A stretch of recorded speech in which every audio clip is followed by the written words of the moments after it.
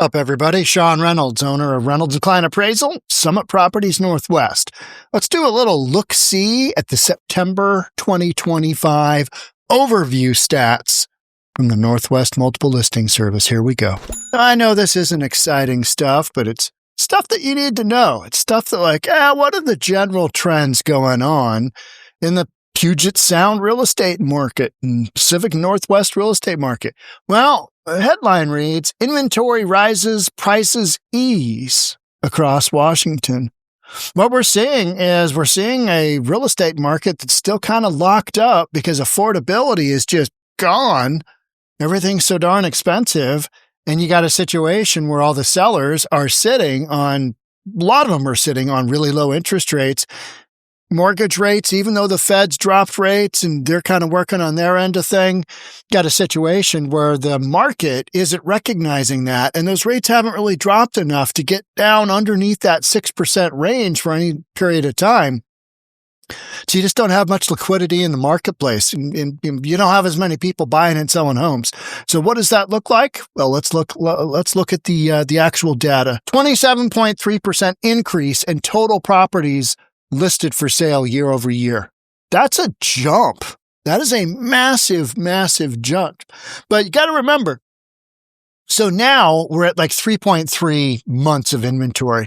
If the market didn't bring on any more active sales for 3.3 months based on current absorption rate, all those properties would be sold. 3.3 months. But what you've got is a situation where we had under a month. Sometimes we had under 2 weeks of inventory, which is basically sold out all the time.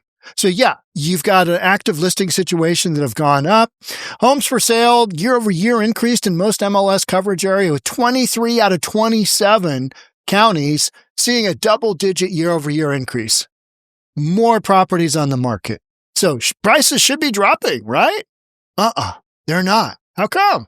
Well, you've got enough people in the marketplace doing enough sales to kind of prop the market up. And that kind of goes to the general strength of the Puget Sound, the Pacific Northwest, whatever you want to call it, Washington real estate market. Because you've got markets like in Florida and Texas, those prices are dropping because they've got a ton of inventory and they don't have enough buyers that can get in. 6 counties with the highest year-over-year increases were Ferry, Thurston, Island, Snohomish, Walla Walla, and Columbia. Some of those numbers, Ferry County up 61.5%. Now you might say, well, that's a big increase there, Sean. It is. But you got to look at how many they started off with. That usually happens. Those numbers typically happen where you started off with an incredibly limited number of inventory, or you just don't have as many homes in general. And so you get a little bit of a pop and all of a sudden, boom. Island County being one of those. Snohomish County, big geographic county. But as far as population and number of homes go, not much. So you can see here, 2025 to 2024, just a big, big increase. New listings. MLS brokers added 9,100, up 8.1%. All right. So, yeah, got some new listings in there. So new listings up. Yeah, it's up some. Not that much. Pending sales. What is our volume of current under contract but not closed yet?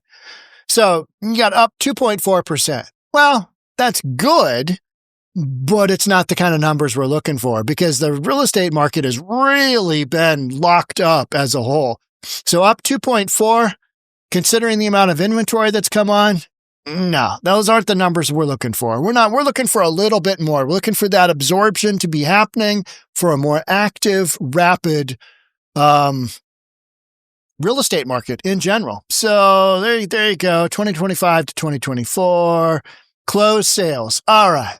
Stuff that was under contract that closed in the month of September increased by 5.9%. That is more encouraging. You've got some more positive number there, right? 5.9. All right. That's not terrible. That is not terrible. When compared to the previous month, the number of closed sales decreased by 2.7%. So your numbers are a little bit all over the place. But when you've got a wonky market like this where you don't have the fundamentals for a decent run, when you've got, a bunch of sellers sitting on properties with 3% mortgages, a bunch of buyers who can't qualify at today's mortgage rates, they could qualify in 2021, first half of 2022, but not where we sit in 2025. And that's just one of those issues where you got to wait if you believe rates are going to come down. And I think they will. I think they will as numbers of inflation continually kind of back off. But we've had some wonky data. We've had some data that has said, well, it looks like inflation's going to keep running. And so the mortgage market reacts on that, just like it kind of tracks the 10-year treasury. And those numbers have been saying, well, mortgage rates are probably in that mid-6 category. And that's where we sit. So 6170 in closed sales versus 58. All right. Not big numbers, but again, we're going in the right direction. Months of inventory. All right. 3.3% here for 2025 for September, 2.7 back in 2024. Now, not a huge change there. I mean, half a month. Okay. It's big, but when you consider the actual numbers, when we have a run, this inventory is just going to get shredded. It's just going to get taken off because you've got a bunch of buyers sitting on the sidelines that at 6%, boom, we're off to the races. And this stuff will get absorbed very, very quickly. Median price. This is kind of one of those keynote numbers, right? A slight decrease of 0.7%. So just over 0.5%, right? A decrease in median home price. You had inventory go up substantially, new listings coming on. You didn't have a huge increase in pending sales.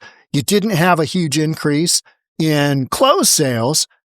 And your biggest indicator was, wow, we've got a bunch more in the marketplace, in the market as far as active listings. So a slight decrease of 0.7%, that's not terrible. That is not terrible. That is better than would be expected. 3 counties with the highest median sales price were not shockingly San Juan, bunch of waterfront properties with limited number of properties, period. King County, biggest county in the area, and Snohomish County to the north, Snohomish and King County being the closest to major employment centers. 3 counties with the lowest median sales price, Columbia, Pacific, and Ferry. Look at the numbers on San Juan, $1,050,000. King, $850,000.